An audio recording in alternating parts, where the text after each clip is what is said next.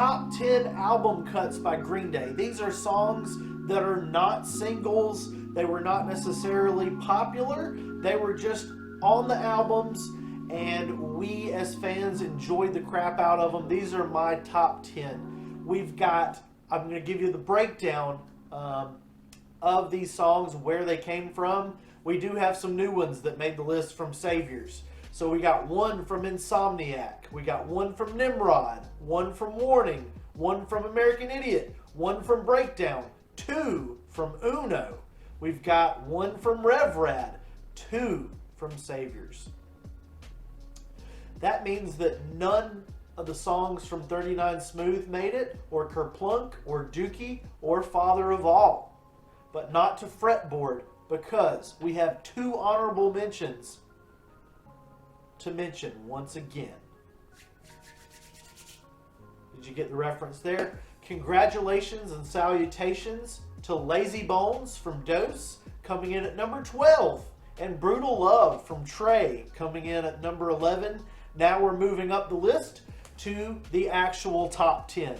Got an honorable mention once again. All right. Speaking of Warning, we got Castaway as my 10th favorite deep cut or album cut.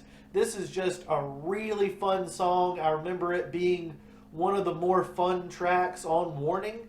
And I know a lot of people think that Warning was kind of slowed down or a little bit boring for Green Day, but even if you are one of those people that feel that way, Castaway is just an energetic blast of punk rock fury. And I actually read that it is possibly about Green Day going in a different direction than punk rock, and it's just kind of about them saying, yeah, we don't have to play punk rock. We can play anything, and we can play it well. Like we proved on Nimrod that we could do. We sound good doing heavy stuff. We sound good doing acoustic or orchestral stuff. We don't care. Castaway, really great song. One of the highlights off of Warning, I feel like. Number 9 is Stewart and the Avenue. This is one of my favorite Insomniac tracks. Armitage Shanks is up there, but Stewart and the Avenue is just the strongest Insomniac track that there is. The lyrics are poetic, and you just can't go wrong with ripping up transcripts about these girls that just have tormented Billy Joe, Jilly Bo, over the years. Thank God he's got that wife, that girlfriend that he sings about now in Bobby Socks. All right. Number 8, Homecoming. I had to include this one. It is, Jesus of Suburbia was a single, and Homecoming was not. That would have been pretty wild if they did both 10-minute songs. Neither one of them are really 10 minutes. We got to get a 10-minute Green Day song eventually. The way that they talked about 10 minutes. But Homecoming is longer than Jesus of Suburbia, and it's got Mike Dirnt and Trey Cool on vocals, and I just need more of that. I need more 10-minute songs. I need more Mike vocals. I need more Trey vocals. We just don't get that stuff enough. And it just was a big part of American Idiot coming together the way that it did. And Mike Dirnt, kind of credited for getting the ball rolling. He was alone in the studio, and he wrote the song Nobody Likes You because he was drinking coffee, and Billy Joe and Trey Cool, they were out goofing off. They were off partying or whatever. And Mike Dirnt was ready to get to work. So Homecoming, kind of an early part of the American Idiot process. We're moving on to number 7. And this is interesting. I don't think any of these other ones were this way. You can tell me in the comments if they are. But Goodnight Adeline is the 7th track on Saviors, and it's the 7th best deep cut of Green Day. Goodnight Adeline has climbed up so much. I loved it on first listen. Now I love it even more. It's kind of overtaken some of my other favorites like Fancy Sauce or Strange Days Are Here to Stay. But Goodnight Adeline. Goodnight Adeline, one of the best Green Day songs ever. Now, I said it's overtaken some of those other songs. I think I lied about one of those. Coming up, number 6, Fell For You from Uno. I gotta give it to that. I gotta give love to the trilogy, and Fell For You. It's kind of like Bobby Socks, where it's just a really sweet love song. Again, though, Billy is always talking about peeing the bed, pooping the bed, puking the bed. It's a little bit disgusting. It's something that my dad has noticed about Green Day. He's like, why are they always talking about pee? It's gross. Billy's always drinking pee. He's pooping crap and Dookie coming out of his eyeballs. But other than that, Fell For You is a sweet, sugary, good song. I love it. One of my favorite songs of all time. Number 5 is American Eulogy from 21st Century Breakdown. This one is big and epic. It's got Mike Dirnt vocals, which, you know, that makes a Green Day song better. Green Day, start doing that more. That Mike Dirnt vocal, like I don't give a crap about the modern age. That is one of the most powerful lines on 21st Century Breakdown. It really gets to the heart of things, the heart of the matter. I know that couple's car was on fire, but they had bigger problems. Because the martyr is a compulsive liar when he said, what did he say? I forgot what he said. Don't tell me in the comments. The martyr is a compulsive liar when he said it's just a bunch of... I forget what he said after that. It doesn't matter. It's only my 5th favorite deep cut of Green Day after all.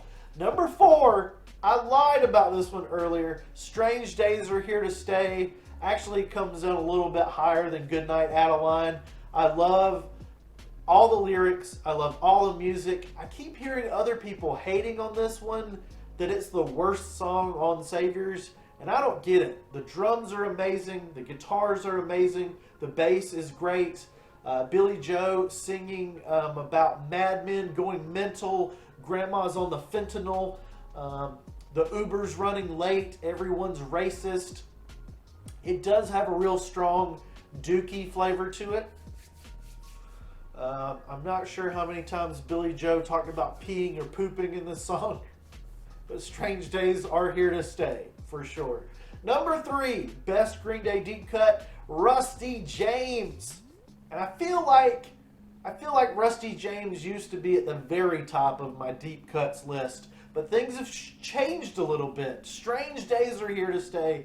Rusty James went down a little bit, but I got to tell you, and I got to mention it again, go watch the movie Rumblefish or read the book Rumblefish. Go watch or read The Outsiders. It will make you kind of question, like, oh, Billy Joe didn't really make up a lot of these lyrics. He straight up lifted them from those movies and books. Rusty James! I hate you, Rusty James! What are they doing over there with Rusty James? You gotta see Rumblefish. It is hilarious. They say Rusty James like 8,000 times. They say it like the F word in Kill the DJ. That song doesn't make this list, unfortunately. It's pretty high up in my Green Day ranking, but it's a single, so it's not going to be in this list. Rusty James! Oh, I hate you, Rusty James! Do you have a pocket knife, Rusty James? Oh, that annoying Rusty James! Rusty James! Where is Rusty James? Nicolas Cage is in that movie. It's freaking wild. We're in my top 2 Green Day songs. I gotta calm down a little bit. I'm gonna be a little less annoying. Number 2 is Scattered from Nimrod. Oh man. Open the past and present, now and we are there. This is Green Day at their most poetic. It's almost tied for Worry Rock as being one of the strongest songs on Nimrod. Yeah, I could have swapped it out. I could have done Worry Rock here, but I think Scattered is just bigger, more anthemic, and it's also like it just makes you think of a loved one. Like, Billy Joe really cares about who he's singing about here. It's all I got and I'm giving it to you.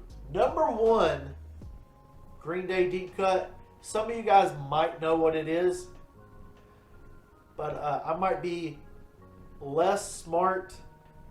I don't know an antonym for 2. Less smart away alive. No, it's Too Dumb to Die. I have had the pleasure of feeling like a cello, not in the not being like altered states kind of way, but I do feel like a cello sometimes. And you know, the losing a parent, it just feels like a spiritual sequel to Wake Me Up When September Ends. Feel free to do those memes, guys. Billy Joe has made Wake Me Up When September Ends jokes. It's okay. He's okay with that. You know, don't make jokes about specifics, but it is okay. Green Day do use Wake Me Up When September Ends memes themselves sometimes. So don't beat yourself up. Don't beat other people up for those. Just keep it classy. But Too Dumb to Die talks about his dad being a teamster and also just being a passionate person, and some advice that he got from his dad. It's just a really great hard rock. The music is great. Everything about it is great. And I love the idea of kind of feeling that way. It sort of encapsulates everything that Green Day is about. Like, everything sucks, but I'm going to be okay. And I think Too Dumb to Die really puts that message out there, and it's really honest. It's really brutal to listen to, and it's my favorite Green Day song. So leave in the comment section like what your favorite deep cuts by Green Day are. And yeah, we've still got a few more Saviors videos. Got a few more videos about this bad boy. I think I've figured out that it is a concept record. I get pretty crazy. I tell the narrative of what's going on here with the characters. So we've got that coming. We've got a little bit to discuss about this artwork. I have figured out some secrets about that artwork. So we've got at least those coming up. And I am going to continue to listen to every song ever.